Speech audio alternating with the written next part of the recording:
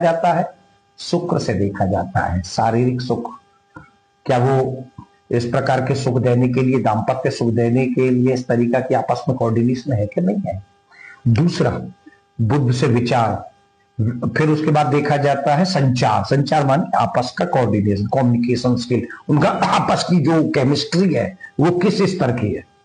फिर तीसरी चीज देखी जाती है सुमन। सुमन का मतलब है आपस में पारिवारिक से ये चल के रहेगी कि नहीं रहेगी, ठीक, या इससे इनका इंटरेक्शन है कि नहीं एक दूसरे के आपस में, समर्पण लो। तो 5 चीज तो हमने बता दी। छठी, संपदा और संतान। 7 चीज तो कम से कम देखनी चाहिए आपस में।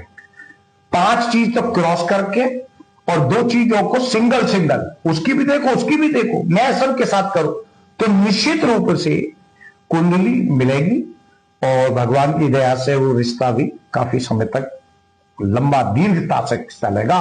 उसको हम तत्व की दृष्टि से देखते हैं, क्योंकि हमारे यहाँ शरीर, ये ब्रह्मांड 5 तत्व से बना है। तो हमारी कुंडली में जो अलग अलग ग्रह अलग अलग तत्वों के, राशियों के मालिक होते हैं, उनका केमिस्ट्री करके, उनको मिलान करके देखा जाता है कि शुक्र का शुक्र से मिलन हो रहा है कि नहीं हो रहा, बुध का बुध से मिलन हो रहा है कि नहीं हो रहा, चंद्रमा का चंद्रमा के तत्व से मिलन हो रहा है कि नहीं हो रहा है, ठीक है। फिर स्वास्थ्य और शरीर, संपदा, पंचम स्थान से संतान इत्यादि, गुरु इत्यादि के सुख के द्वारा, तो इस तरीका से कुंडली मिलती है। तो निश्चित रूप से एक बात। दूसरी बात,